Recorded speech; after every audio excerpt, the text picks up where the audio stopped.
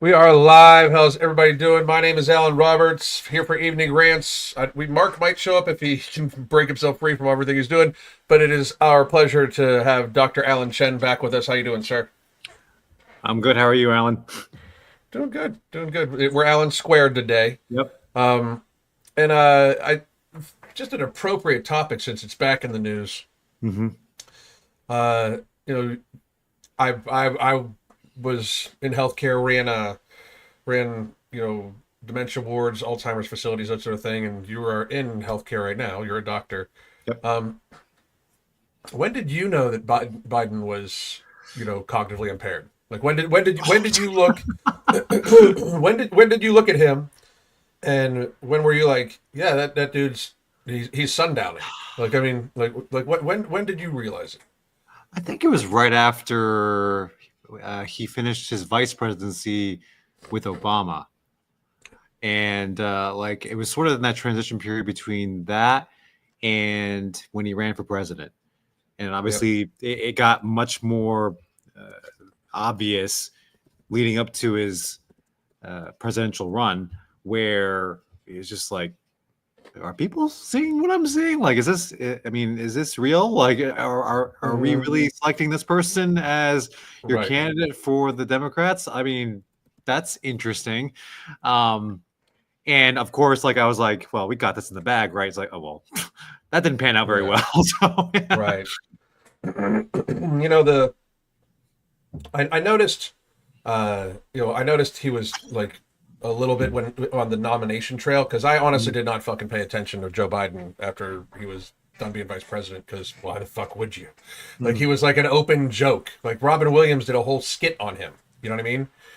And but I remember seeing, like, watching the nomination process, and I'm like, oh, he's he's he's way gone from what he used to be. And then, like, if you go back and watch some videos of him speaking, even in like 2010, like 2000, 2010, 2015, even, he sounds like, speaks Coherent. very Yeah. fluid, coherent. Like, the stutter is non-existent, all that shit. And then you hear him talk now, where he's grasping for words, and even during the debates just for the nomination, like, you could tell that they were protecting him, in my opinion. And then when he did his first debate against Trump, that's when I knew they all knew. Like, you know what I mean? Yeah. That's when I knew that they all knew. Oh, Mark's here. What's up, motherfucker? What's up? Hey, Mark, how are you? Doing well, man. Doing well. Just signed off my last call. Thought I'd rant a little bit. Haven't ranted in a little bit. You just got started. No You just got shit. started here. Well, that's Yeah. good, man. It's good. How have you been? Been traveling a bit, so right now I'm finally back to the normal time zone, I guess, in the Central Standard Time. But yeah, back to work and pushing out more content and being here with you guys is amazing. Well, that's the only thing that matters right there. I Exactly. believe so. Yeah. Exactly. Yeah, yesterday I literally did 2 time zones in one day. I went from I drove to Cincinnati, which is about 4.5 hours, did a local news program, and then drove back. That was I saw rough. that, yeah. I got up really? at 2 a.m. to make that happen. Oh, Ugh. wait, But so You you you ever made get drove? the weird? I got the weirdest dreams. Like when I'm sleep deprived, when I fall asleep, I have the weirdest dreams. It's like I'm there. Yeah, it's awesome. But you drove at It's 2 a.m. crazy. from home to Cincinnati. Yeah, yeah. So you got there probably what, 7 a.m.? I left at 3. Yeah. I got there at 8. I did some content because Ambrosia Planta is in Meyer now. So I Yeah. went to Meyer, did a little selfie video of, hey, we're in Meyer. And then I went to film the thing, filmed it, and then I just busted home. That was Man. it. I had meals packed. I was ready to go. The machine. That's Yeah. literally It was what fun. used to be Mark's nickname. Yeah. Yeah, Um, now it's like the achy old, like I'm like the Tin Man. I'm like the The friggin' Tin Man. Yeah, it's like, Oh. what's that cracking? What? Oh, that's my joint. Like I don't even know Yeah. what cracks anymore. It just does it. So Like what was not that? too long ago, I sneezed really hard, and I cracked like my back cracked like 12 times. It was like all the way up. I'm like, what the Hey, fuck, chiropractic, man? man. Hey, Alan, I got a question for you, brother. Yeah. Sure. Yeah. Alan Chen, the Asian Alan. Oh. Um, Yeah. Oh. we'll just call you Asian Alan from now on. So Sure. No worries. What is your opinion of chiropractors? If it works for you, go ahead. The only thing I caution people about is the neck. Dude. I've seen 3 cases of vertebral artery dissections, which trauma. It causes trauma to the vertebral artery, which is the back of your neck, and it goes to your brain.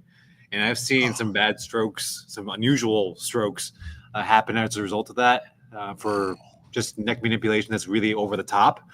Other than that, though, like, if it works for you, works for you. I don't get too overworked about it. They definitely are not held to the same standards as doctors are. We're way more open to litigation than chiropractors are. So yeah, there's a lot more research you got to do on each chiropractor. It's just kind of make sure that what they're saying is actually legitimate, because a lot of times they go kind of outside their chiropractic zone and do stuff on nutrition and other stuff, and sometimes they kind of are out of their own league in that regard. So and a lot of people like doctors. Yeah, exactly. Hey, you remember, I don't know if it's viral anymore, but back in the day, these things called ring dingers were viral on YouTube. So they strap your legs down. They like tie them down, and then they take a towel, they wrap it around your neck, and they pull it. Oh, I've seen that. Oh, geez. And I could probably I should pull it up. It is insane. And there's this guy in Texas, right in your neck of the woods, who does it. And he's like, people fly from all over, but people are like, they look like they're like, it's that sudden release of whatever. Yeah. And it's part like, oh no, I'm going to die. You could tell it on their face. It's wild. I would never let anyone do that to me, but it's a thing. All right. I mean, to each his own. I mean, and just be accountable for your own decisions, I guess. But that's the one thing, is the neck. It's my TLD on that. Yeah. Oh, here it is. Ring Dinger compilation. Oh, geez. See if I want to get a full size one. Oh, here it is. Here it is. Got it. Oh, this guy, Advanced Chiropractic Release. This has 1.8 million views. And this guy talks like he has some kind of a speech impediment, or he's a bit mentally disabled. I don't know which one it is, but this guy, yeah, here it is. Let me pull it up. There we go. You guys see? Oh, there it is. Oh, it's gonna be amazing, guys. Trust me. Okay. You've never seen a ring dinger? No. Or maybe I have. I just didn't know it was called a ring dinger. Episode of Hardcore Chiropractic is the ring dinger or the manual spinal decompression. Okay, watch. Just breathe through your nose. Oh, jeez. Oh yeah. You should put a decibel meter on that one. Would you let someone do that to you, man? No. My short answer.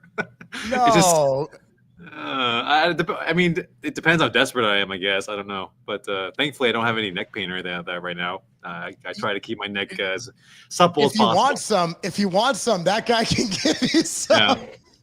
I'm sorry, dude. I'm a decent fan of some chiropractic, just for even just the immediate relief if maybe you're in some chronic pain. But I can't imagine letting if somebody put a towel around my neck and I'm like, dude, stop that. Like, just snap, crackle, pop me and I'll be on my way. Well, that's very dependent upon like the connective tissue that of like your skull to the like first vertebrae. Body, yeah. Yes, like, so it's not really like you're. Like, I mean, there is such a thing as like decapitation without having like the head come off. You're right. Like there's a lot of important structures in the neck. Like, that's my only thing about that. Like, I understand where people would want to get stretched out because, like, God, sometimes I have disc degeneration in my lower back. So sometimes, like, if I can just get it like a good stretch just on my midsection, fine. But the neck thing, I don't know. Like, I will pass. I will pass on that. Yeah. So anyway. What did I just totally destroy? I'm sure you guys are talking about something. I just came in talking about chiropractors and Asians and things got out of hand. Real quick, about Biden. Yes, but yes, it is perfectly good to take pure blood on an empty stomach. I do it every day. Every day. So yeah, Alan, pure blood has 10,800 FUs of nattokinase, vitamin K2, and citrus bergamot. So that's our heart health supplement. Nobody doses nobody lab tests it. So, but we post a lab test on every batch, and the FUs are thing is with nattokinase, when you buy it from, let's say, Amazon, you just buy any nattokinase, whatever brand. If it doesn't say nattiase, you're just getting Chinese material. Nattiase is actually, no, I'm serious. It is what it is. Yeah, nattiase is actually, EU. It's a French company. It's very expensive compared to the other stuff. They're making crazy margin. But the thing that matters with nattokinase is the FUs, because that's what does all the magic with the anti-blood clotting and all that. And so, ours tested out actually higher active. It tested out was supposed to give us 10,800. It was such an active batch. Came out at over 20,000, and it's something everyone should take.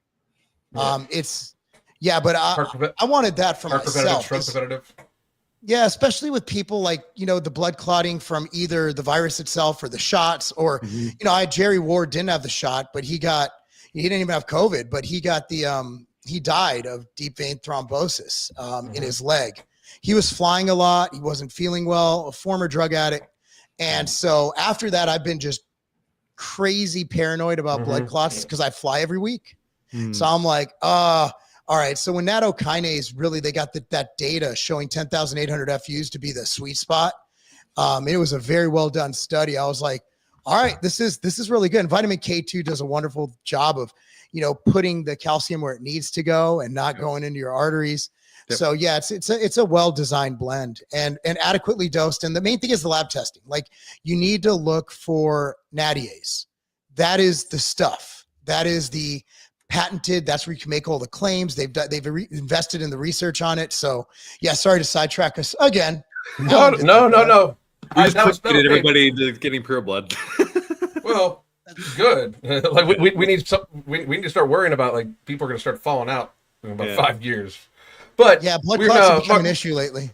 Yeah. So Mark, other issues seems to be dementia. We were talking about, when did you first realize that Joe Biden had dementia? Dude, with his first term, so his first term,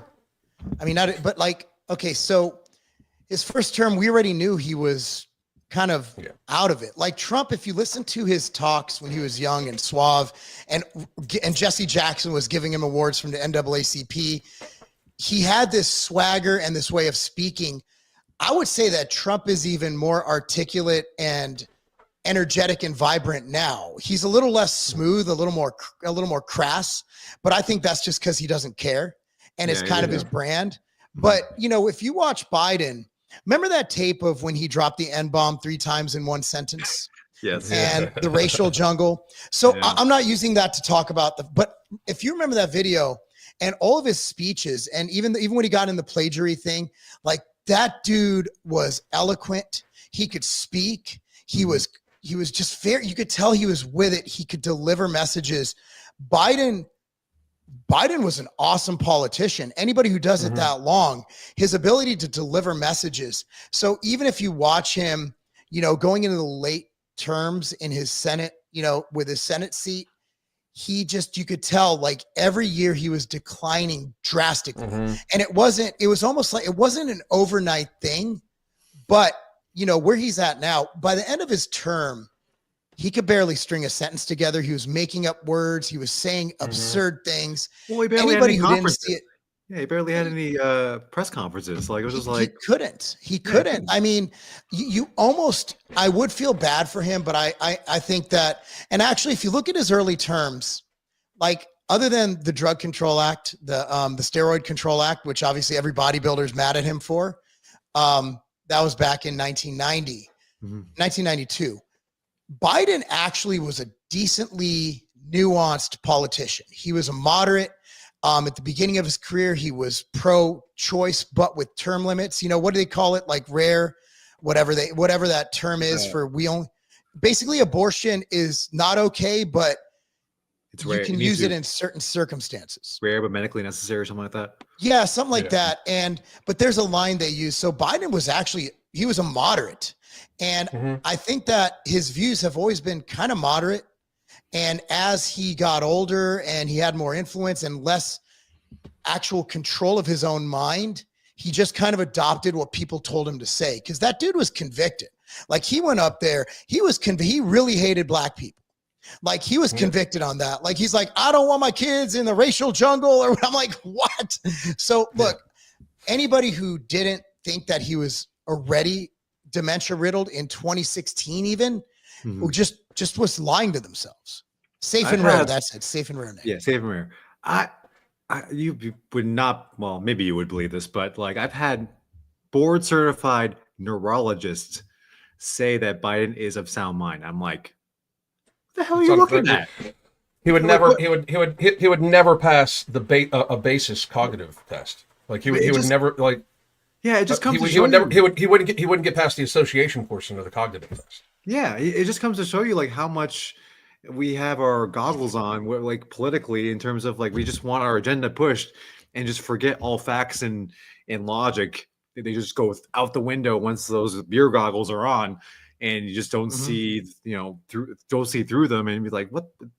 Did you just watch that? Like these are also the same people that were telling their patients that the jab was 100% was effective and safe. Yeah, and and while I can understand that they can say, well, these people say it is, common sense would dictate like you can't possibly say something's safe without testing. So that's why it's the same people. Like all these nothing's people 100% safe and effective. Right. I mean, you can't. Wild. I mean, peanuts. How many people do peanuts kill a year? So that's when I was starting to question. Like, no, it's safe for everyone, and that's not even true of the current vaccines that I'm actually cool with. I'm cool with the up to a point. We don't need whatever 48 shots or whatever, but like 70, I think it's 70 now.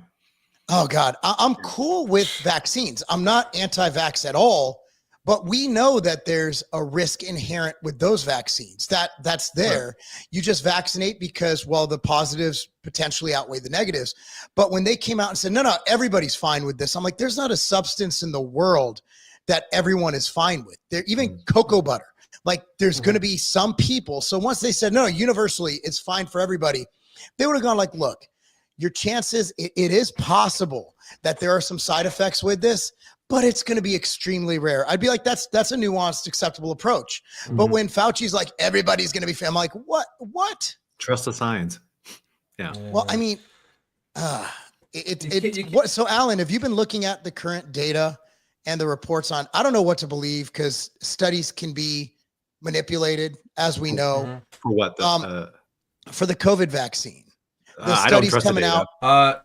I have looked at them on either side, on the negative or the positive. Because that's the thing. Like I can't find too many studies that are beyond observational data that talk about how safe it is.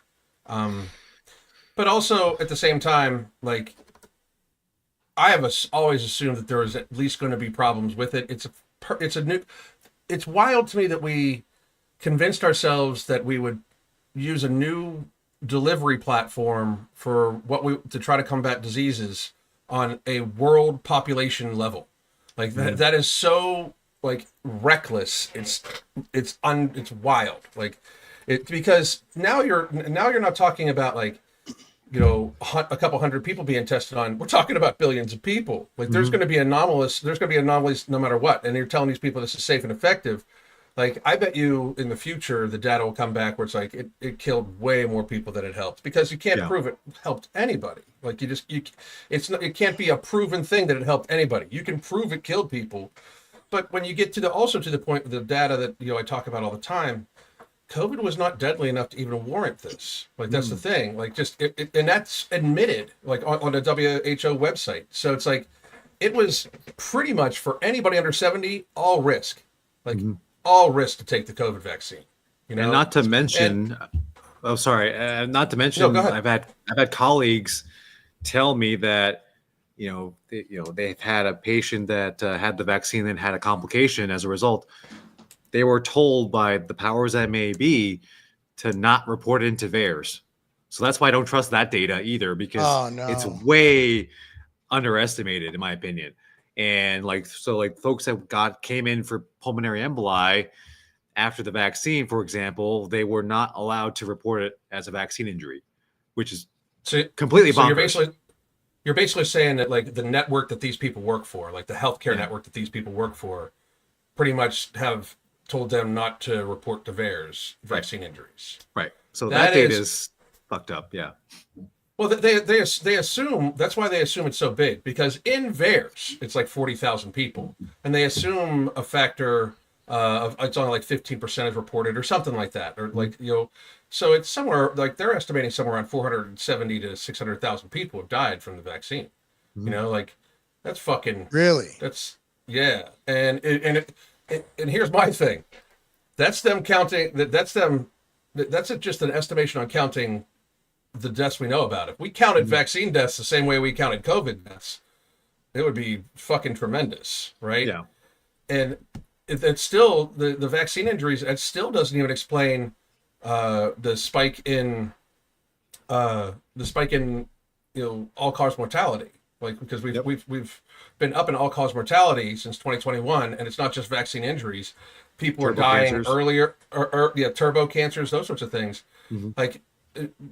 We invented a term, turbo cancer. Like, I mean, I'm sure it was used before, but not like as somebody who was in healthcare a long fucking time, I never heard of anybody having turbo cancer, And yeah, their argument is that that's probably from the virus itself. And my question would be, what is it in the virus that's causing it? And they're going to be like, it's a spike protein. And then I'm like, well, what is the vaccine doing? It's causing a constant hit of spike protein every month. Like, Yeah. So I mean, if you is it that answer that question? There's a talk Tucker Carlson interview that I did on my channel actually from Dr. Sun Chong. He has a theory about not just the vaccine but the COVID infection itself can actually mess with your immune system, and that's what's causing all these advanced cancers and just overall inflammation, and then leading to just inflammation not good. Your body can't do what it's supposed to do, and then leading to all-cause mortality. So, that's just sort of accelerating that when we already have obesity, when we already have bad food, we already have everything else. Now put that all together, and now you have this mess that we're dealing with right now. which is why I just, like in Biden and his crew, especially, because if you look at Biden and his crew, and I'm not talking like the Biden administration. Biden was basically owned by the conglomerate of Obama, Bush's, Clinton's, the Bush, Obama, Clinton family, and I call them family because they're fucking related somehow. Incest. Which is wild. Well, I mean, they're all fucking related somehow. Yeah. that is so crazy. But they've been in power since the early 70s. Like George HBW Senior, George Senior. He was the fucking head of the CIA. They've been in power, and he was the head of the CIA when they were doing lots of fuck shit. So they've been in power a long fucking time, and it's like they just keep passing the baton between. For a while, it was like, okay, we have two Bushes, now they want us to have two Clintons, and now, it's the very weird thing. We've started almost getting royal families, and they facilitated all this shit. Think about the time frame they've been in power. What has happened with the chronic illness epidemic? It has exploded. There should be no people left in our government that were in power the last fucking 40 years. Well, aren't people living they longer fuck than shit ever up. though? Aren't we? Isn't our lifespan longer? That's a number. That's a number. Are we I mean, maybe, but are they having a higher quality of life is the question. So that's the health span versus lifespan argument. Mm-hmm. Yeah. Yeah, I mean, the thing is, these medications, they are, or whatever they're doing, people are alive, but with the state of obesity. So when we talked last time, we were kind of going over, the fattening of America, how obesity is up. Do you think that in the last year we've course corrected a little bit, or are we getting fatter? Do you think that people are starting to catch on? Gym memberships are up, right? I think some people are catching on. I think as Cernovich calls them, the Maha moms are kind of getting into it. I think people are, but I think it's, from what I can tell, it's very socioeconomically, that's kind of the main predicator is it seems like the high middle class, the upper middle class to the upper class seems more cognizant because they can afford to do that, I guess. But it seems like the middle class and below, they seem to not get it. They seem to be fatter. And every time, we played a football game last year in a lower income area, and all the cheerleaders on their side were obese. I'm not talking like these are like 12-year-old girls. They were morbid. I'm talking like spilling out. Yeah. And we came in from Brentwood, which is a very affluent area. We're like, holy shit, everybody's fat. And that could just be one small pocket. But do you think we've gotten better as a country since RFK's been in there? Well, we don't have enough data, but I'll say this. I think there are more ideas now being flown around in terms of what's causing us to be fat. However, saying it is one thing. It's a matter of execution. This is the second thing. People are still struggling to get out of these habits. So I think it'll take a while to course correct, just in theory. I think there's still positive overall. Like people now are talking about these things, like the food dyes, the preservatives, the artificial sugars, all that. It's starting to be talked about a little bit more, whereas we just kind of like just trusted the science and whatever is on the shelf in the grocery store is assumed to be safe. So we're sort of now asking more questions at the very least. Now it's a matter of what do you do with that information and how can you execute upon that? That's where we're going to see in the next few years as to whether that did actually work. Yeah, I think it's kind of majoring in the minors. I think we're majoring, and I think honestly, like Ozempic and other GLP-1s are probably helping skew the data. I mean, it's being used by a lot of people. Yeah. And for a lot of people, just the addiction aspect of it is effective. So again, I would rather see people do it without GLPs, but for a lot of people, I think that it is kind of assisting in making people not fat. However, once they come off it, if they ever come, they can't come off. Like that's the thing. You can't come off. Or they may gain the weight back while they're on it. Yeah, that happens a lot actually. Like really? I didn't know that data. The weight loss retention average after 4 years for Ozempic is 10%. Really? So if you start at 300 pounds, like 4 years later, you weigh 270 pounds and you spend $60,000. Yeah. Well, the thing is, Ozempic was, I think we're getting there where I think they have retatrutide's actually very interesting the way it works. It's taken away a lot of the negatives, added a couple other pathways. So I think they're getting better, but Ozempic was kind of like when you buy the car the first year it's out, like when they figured out how to put the engine together. Yeah. And then they're like, okay, the next year it's better than the next year. And then you got a reliable Honda Civic, right? But I'm sure the first year the Honda Civic was out, it wasn't that reliable. So, I think that they're getting there, but Ozempic's that's like using a dial-up modem right now. Like it's so in the past compared to the other peptides out there, the other GLP-1s. So I'm hopeful. Look, bodybuilders are always looking at ways to lose muscle and gain fat. And retatrutide has gotten really popular in the bodybuilding community because these guys are able to microdose it, and it helps them to stave off hunger when they're on their prep diets. And it also has this effect with glucose. So it acts in that pathway. I've seen great results with people in their triglycerides, their HDL and LDL. It's a fascinating compound. So again, I had an open mind for Ozempic, and then I saw, oh wait, this might need some more work. Like kind of like the vaccine, right? Like maybe we should test it out a little bit first. Like maybe put a little ester on the end, see what happens. No, we're just going to give it to everybody. Doctor's going to mass prescribe it. And here we are. Money. Makes too much money. People want it. Like they want that fix. Whatever happened to like fat acceptance, right? Like as soon as we have a drug where people don't have to work, everybody's like, yeah, I was just joking about that. I said that forever. Yeah. Given a fucking option, these people are not going to stay fat.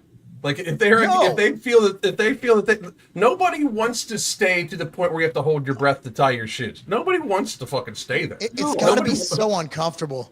It's uncomfortable. I can't imagine being fat. It's like having a 300-pound tire on your waist all the fucking time.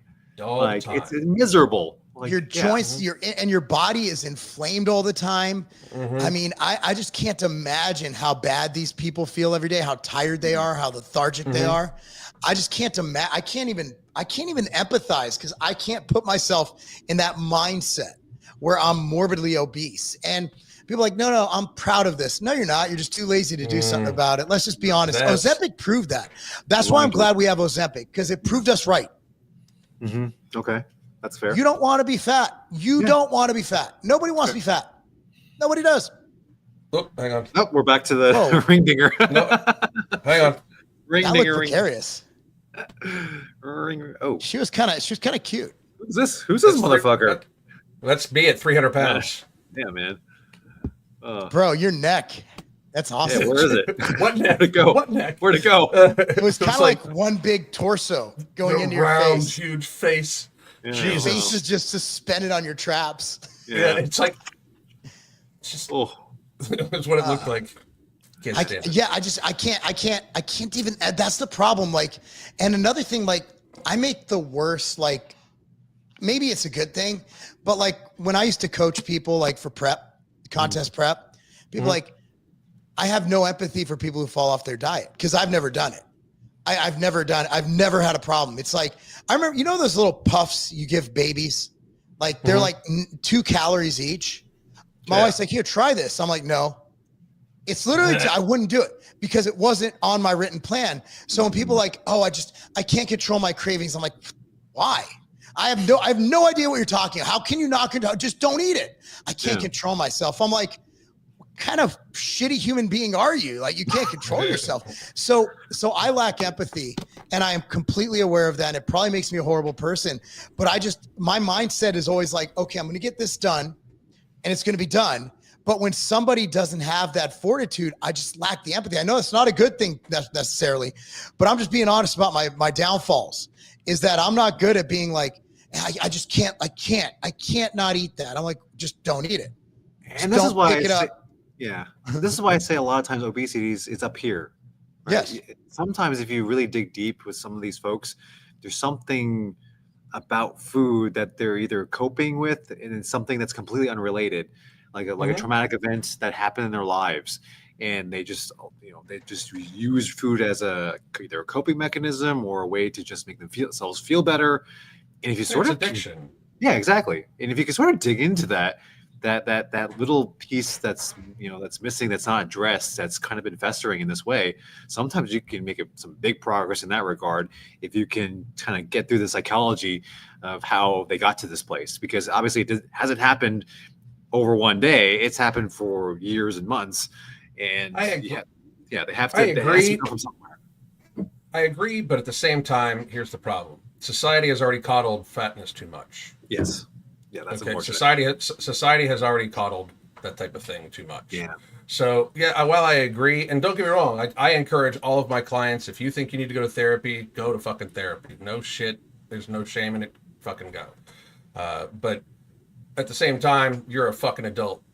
Yes. I mean, like, if you want me to speak to you like an adult, like, then you have to do adult shit, and that involves like not face fucking yourself until you disproportionately burden all of us. You know, That's one way of putting it. Yeah. But I'm just like pointing that out as something that we don't really think about.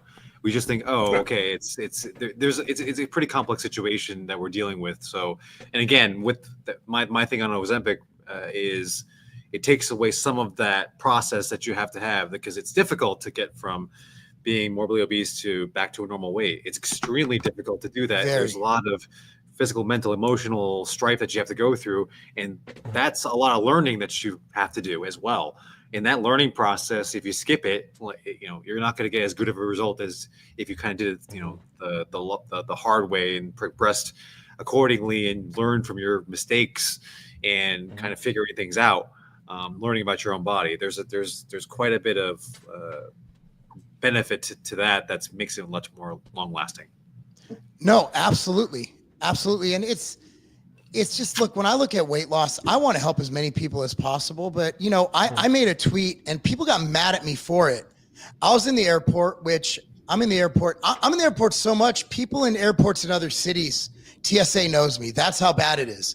I'm basically friends with everybody in TSA, which is great because it makes the pat downs much more personal.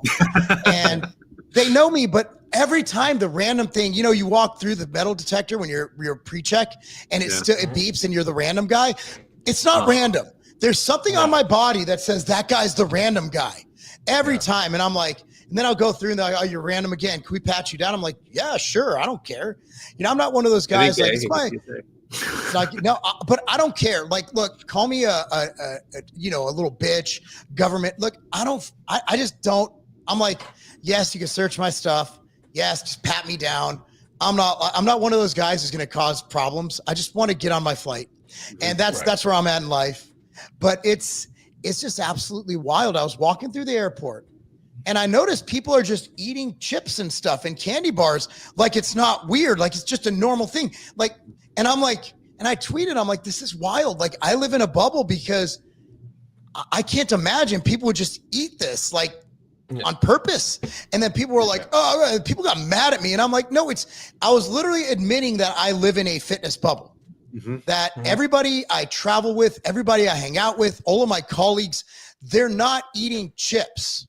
They're not eating it. They're not going and buying a Snickers to satisfy their cravings. Right. If they have to get something, they'll get beef jerky or a Fairlife shake, right? Like nobody's buying that. And yet I see like dozens of people doing it. It just blew my mind. And I was like, and for some reason I noticed it that day. And so I did what every human being does. I posted it on X and people got mad at me. They're like, oh, you're just on steroids. I'm like, what does steroids have to do with potato chips? Yeah, it goes back to the mental thing where you have a very, very supportive inner circle who does not do these things, and you all feed on each other. And if somebody happens to fuck up, somebody will call them out in the circle. So like that's a real benefit, and kind of one of the things that I like to harp on with folks that are trying to lose weight is, think about who you're hanging out with. There's a saying, if you hang out with 5 fat people, you'll become the 6th. It's absolutely true. Like you'll see some, there's a couple TV shows that I was going to commentary on, but when you look at somebody in the group, basically, long story short, somebody in the group got skinny. They had a gastric bypass, but awesome. They got skinny in a group of other fat people, right? But the episode was focused on the fat people saying, "Oh, you make me feel bad because you're skinny now and you can do all these things, and it makes me feel bad and it makes me want to eat more." It was so toxic, and that's a huge part of your journey is figuring out sometimes you got to dust up. Sometimes you just got to dump the toxic people. I've had to do that throughout my life, and that's really important with this whole journey that you're on. Well, there's a really couple interesting studies, one from Stanford, about how obesity is a societal contagion. It is. Go ahead. That's a good study. It is. Oh yeah, it's basically like your friend. Like there's a reason why friends groups kind of look alike. Like a bunch of hardcore rock climbers normally hang out with a bunch of hardcore rock climbers. You know what I mean? Like they don't even hang out with bodybuilders that much, because what they like to do in their spare time and what they would do hanging out with their friends is an extreme activity, right?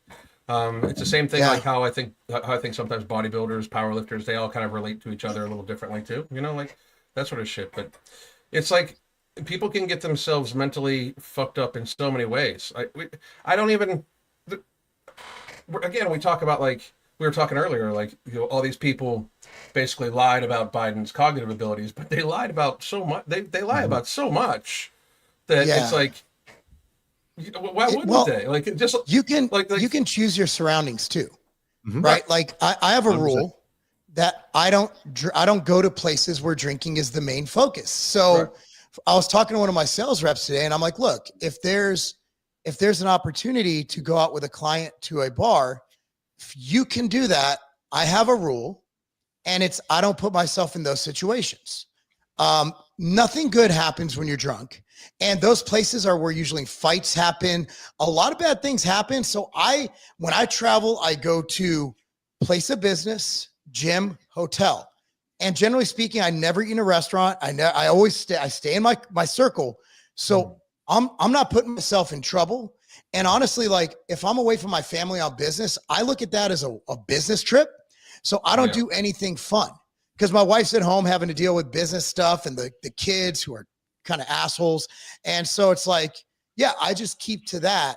So you can choose who you surround yourself with. So if you have, but they're my best friend. Okay. But are they toxic?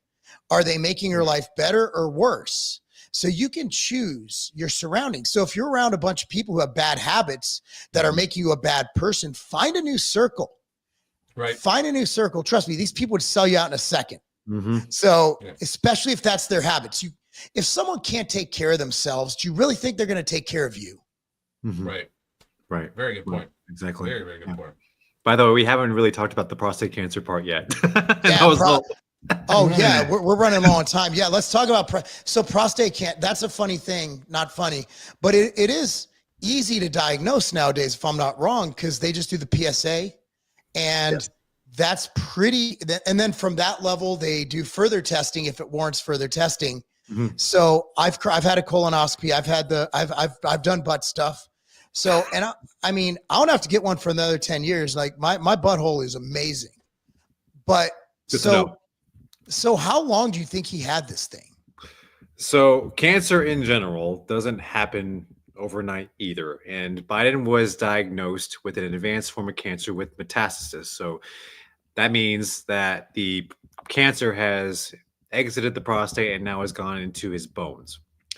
So all of that is still not a quick process. So that makes me question whether he had this throughout his presidency, essentially. Mm-hmm. The second thing about the PSA is that I think all of us have had PSA done at some point in time, right, at least once. And generally speaking, we go after the PSA pretty hard. Like if it's like 0.01 above the normal, like we would start doing other tests or tracking it more often. So to believe that Biden either never got that test done in his presidency, or there was never followed on, or he didn't get the best healthcare possible as president of the United States is unconscionable. He needs a new doctor also, or this was done on purpose. So there's a whole bunch of now different explanations as to what could be going on here. Because for 99% of cases, PSA is pretty good at trying to track this early. There are, I'll give a benefit of the doubt. There is a tiny amount of prostate cancers out there that do not elevate the PSA, or at least not quickly enough to detect it. There's that, but there's a lot of questions that I have already. And also now we're going to put our tinfoil hats on. We're going to be like, okay, what's conspiracy theory can we come up with next? I've heard a bunch since this news broke out, but yeah, there's no way that this all happened since he got out of office. Now there is one theory. We talked about turbo cancers before. We imagined that Biden had a bunch of jabs. And could that have done it?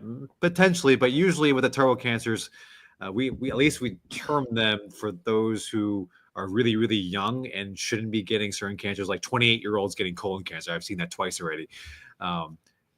That's what we typically mean by turbo cancer. But yeah, in this case, could the jab have really put him out with all the other shit that's going on with Biden? Okay, fine. And then the whole dementia thing is another thing. Like, clearly has dementia, and then throughout the presidency we sort of like swept that under the rug. So what else about his health are we hiding, essentially? Well, that's what I thought the same thing. Like, these people lied about his cognitive abilities for over 4 fucking years. Yeah, of course they're gonna.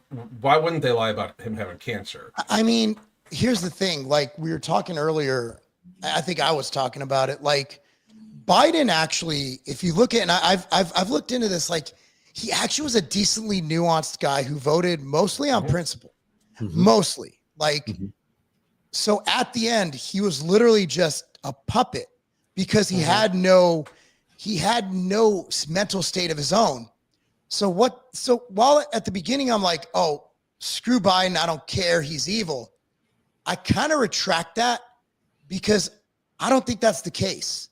I think they were literally taking advantage of a mentally incapacitated elderly man, and his wife and everyone else around them. They should be damned to hell. These people are the most evil people. To put this old man should be laying out on the beach like he liked to do. He should be playing with his grandkids. He should be playing with his son's hookers. Honestly, I've changed my mind on Biden being this evil guy, because as you look back, he was just a normal sleazy politician, but I don't think he was inherently evil. I think those were evil people utilizing him as a vessel for evil. Yeah. Maybe. Totally agree. I totally forgot about Hunter Biden, by the way. I totally forgot until just now. Hey, man, dude. That guy. I never understood why people take pictures of illegal activity. Like, here's me banging a hooker. Here's me with a crack pipe. Ego. Like, Ego. They can get away with it. Every time I hire a hooker, I put my phone away. I don't take pictures. Ever. It's wild how people do that. And now there's that new street mentality where gang members will literally film themselves committing a crime. I'm like, when I was a kid and we committed crimes, we were like, shh, don't tell anybody. Now, like, yo, dog, I posted it on TikTok. I'm like, what's wrong with you? Like, what is wrong with these people? Half of the thrill is getting the fuck away with it. You know what I mean? Like, don't provide your own evidence. Like, people are not trying to clean the crime scene. They're not thinking with their brains; they're thinking with other parts of their body. Do not drive don't drive the police to the hog pit. Right. Don't. Right. It is absolutely wild. I don't know. And we talk about Hunter Biden like he's a kid. He's like 55. It's like the dude's like middle-aged. Yeah, like he's old. Yeah. And they're like, well, he's just a kid. I'm like, he's in his 50s. Imagine going through your life always being Joe Biden's son. Like you've never fully reached adulthood. You're like Webster, you know, you're just like constantly in this state of juvenile, like mental, like it's insane. Yeah. No wonder the guy flew off the rails. Yeah. He's never had a discipline in his life, apparently. No. With everything. The other thing that people are asking about, and one of the reasons why the competency thing and the cancer thing is so important, is they're talking about all these pardons, and like it's wild because like none of these should stand. Like, where were you guys when he did it? Like when they said it, like at one point in time, like it came out like Biden just pardoned 8,000 people. I'm like, if you fuckers think that this dementia-riddled old man read 8,000 files to the point where he's sure that they should have pardons, you are that stupid. Like it's that you're that dumb. But that's for a lot of politics, and me and Mark talk about this fairly often. You got to kind of suspend logic and reality on both sides sometimes. You know, like it's this weird shit. Like a lot of these people get so caught up in the persona of being a Republican or a Democrat. So much shit like that, like it's kind of amazing to me, like how people have fallen into this not being able to admit that fucking Joe Biden had dementia. You look stupid. Like, I mean, you just look dumb. Wild. It's dumb. Jake Tapper wrote a book after covering for him. I can't believe he fooled us. I'm like, I'm not the smartest guy in the world, but like everything that everybody got fooled by, like Alan and I were just like, and again, Alan's a smart guy, but I don't even look at I don't even know what's going on right now. I heard something about a tariff or something, judges. I'm not even that well updated. Like, and I even saw through it. I'm like, wait a second. How did I notice it? And Jake Tapper, who's literally in the White House press room, he's like, man, he tricked me. I'm like, you're either retarded or you're lying. Like there's exactly. There's no other way around it. Like, nobody thought that guy was okay. Like, and they put those I remember they used to put the side-by-side videos of Biden talking. He never had a stutter. And he wasn't even stuttering when he was old. He was just forgetting what he was going to say. It was wild. And the word is not a stutter. That's just a word finding. Yeah, it's word finding. You're just creating your own language, dude. Yes. I think it's wild. I just think it is. But they were defending him after he was talking about having conversations with dead people. Right. You know, like they were just like, oh no, he meant this. But when you bring this up, people are Republicans are the same. I'm like, actually, there were a lot of Republicans who are still like mad at Trump for the COVID vaccine. They're still pissed off about that. And me and Alan, I voted for Trump his first term and his second run and his third term. And even I was like, dude, Trump, what the hell, bro? I mean, seriously, you know, and honestly, in a primary, I was leaning towards others. I was an RFK guy for a while. I was actually leaning towards DeSantis till I realized he didn't have a shot. But like, yeah, for a while, I was like pro RFK. And then I realized, okay, we probably need every vote. So I'm going to just bite my tongue and go with Trump. But I'm by no means, people are like, oh, you're just a Trumper, a maggot. I'm like, I'm just a guy who doesn't want my country to go down the drain. I don't care. Yeah. But Kamala, anybody who thinks that she would have just been, I don't even know how to describe it. Like, she's just dumb. Like, she doesn't even have dementia and she's dumb. Yeah. Just word salad. And she clearly also was not going to be in charge, just like Biden. Oh, no. They just wanted to puppet her. 100%. And like, I think it's that's why they thought they could. Mm-hmm. And then after what I think they realized was, okay, the jig is up. And she was a kind of a throwaway candidate. I can't believe they're even thinking about like pushing AOC. Like, that's just. I want to see it. I mean, it's good. It's good TV, I guess. I don't know. It might be a good thing. I mean, I don't think it's first of all, just optic wise, it's just really hard in America, even if you have the perfect candidate for a woman to win. There's a lot of reasons. One, they're shorter. They don't express power. Aside from being a woman, there's a reason why most of our presidents are over 6 feet tall. Yep. I mean, George Bush was. I mean, Trump's 6'2.5". I mean, they're like, he's not 6'3". I'm like, he's 78 years old. He's lost a couple inches. Like, he's definitely over 6 foot. Most of our presidents, with the exception of people in wheelchairs here and there, are tall, dominating figures. Like, Obama's a very fit guy. Very. I mean, so. To think that you're going to have, so's her husband. I know. Yeah. I don't know about that one. That's a whole can of worms I don't want to open up. I'm just playing. I don't know if I trust that Oprah one where there was because that would be a huge one. You know what I mean? Like, we could make another episode about all this. they're both very fit people. So. Yes, very, very. Michelle's jacked. Yeah, tall and portly people. Yes, I'm just saying. Even someone like me, who's 5'8", 56-year-old woman has arms bigger than me.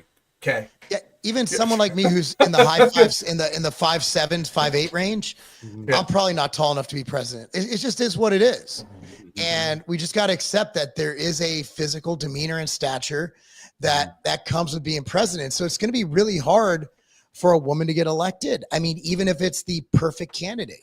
As a VP, yeah, that's fine. But your main dude, America wants a strong leader. And that's why you're seeing the youth population, they're moving towards Trump. Like, it was crazy. Like, high school seniors, 75% of males are Republican now. Mm-hmm. That's insane. And it's a direct blowback. And actually, females was going the other way. It's sort of like went like this. Yeah. But then they're gonna follow the dudes later. They're gonna be like, "Oh, I got to get married. I'm gonna just say what he's saying." Well, here's what's gonna happen: the women from the generation in front of them are gonna date the younger guys because the men from the generation in front of them are a bunch of fucking pansies. Like half of them are more effeminate than the fucking women from that generation. So the effeminate women from that generation will just date younger men. It'll just flip the paradigm. You think that's gonna happen? Is that your prediction? I've lived in my life the last 10 years. You're dating younger men? No, but like we don't judge. What he was saying before, like, the older women right now are sort of like now going towards the younger men that are sort of thinking more like more towards conservatism. Yeah.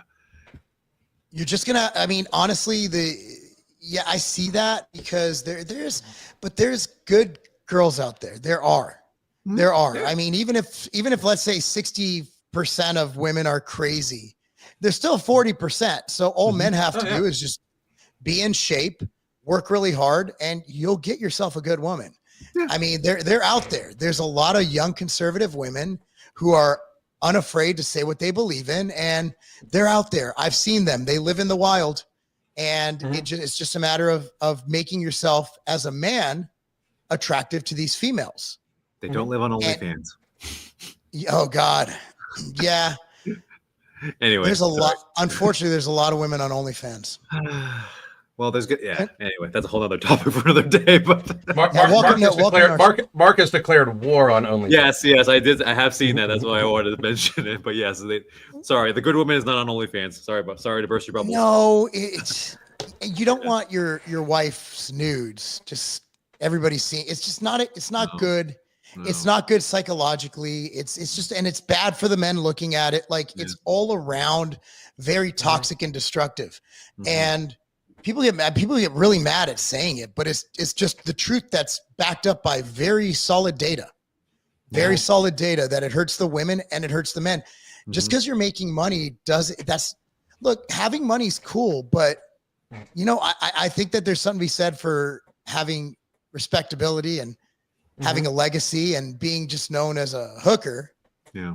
And there's sex workers at the end of the day. And do you want to be a sex worker? If that's what you want to do, hey, I'm free will. Go do your thing. But that doesn't mean I'm going to support it and not speak up against it. Exactly. Understand your reality. Yes. Yeah. We So also we've need to gone. we very much need to encourage natural selection to start natural selecting. So Oh, I think that's happening. No. I think that's happening with feminism, with all this stuff. Oh yeah. Like they're sort of pricing themselves out of the market, so to speak, and not having so many babies. Yeah. So to the women out there, the good women out there, stop settling for some dude that cries more than you. And for the young men out there, don't stick your dick in crazy, especially if it's fat crazy. That is like some very good fatherly shit advice. Don't stick your dick in crazy, especially fat crazy. I would like to go a step further. Don't pay a woman to look at her naked. Yes. Yeah. That's just who would like what man. I don't understand strip clubs either. Why am I going to pay? I work hard, man. I'm training every day. She should be paying me. I mean, that's how you should be. Look, here's the deal. And I know this because I'm old and I've been around. Just being in shape. I'm not the best looking guy, but trust me, women will be attracted. Oh, I don't like muscle. Shut up. Women love muscle. Dad bod. Women love, they just do. Dude, I haven't gone on a flight without a flight attendant touching me. You know what I mean? Like, it's not that difficult, guys. Just number one, don't be fat. Number two, if you could have, I'm not talking like pro bodybuilder shit. Just be in shape. Dude, the sky's the limit. Women will be coming to you because most of your peers are fat and sloppy. So if you're simply in good shape, man, if you get abs, you will never, ever, ever need a date. You will have them lined up. You will have your entire memory of your phone just crammed with women who want to be with you. It's just easy. There's a meme, or I don't know if I haven't read the study about it, but it's been circulating the Twitters that's saying that in the future, 20 years, whatever, it said that fit bodies are going to be rarer than Rolexes. And I'm like, yeah, I could see that happening. Mark and I talk about that all the time, though. I'm 54. I should be. I'm on TRT and everything like that, but I should be just slightly larger and in slightly better shape than the average 54-year-old. Like I shouldn't be like it shouldn't be anomalous. You know what I mean? Like people talk like I weigh 280 with muscle, dude. I'm lucky. I'm usually 205. Like that's not crazy, and I'm muscular, but not compared to guys who are really muscular. Like I've stood on stage next to those guys, and there's a reason I got beat really bad. I'm not even close to the top. I'm the best of the mediocre. You know what I mean? I'm not even in like the bottom of the top. I'm the top of the mediocre. And people are like, oh, all the steroids. I can't even say like the sky is blue. Someone like, yeah, well, that's what someone on steroids would say. I'm like, really? I'm not even that big. What?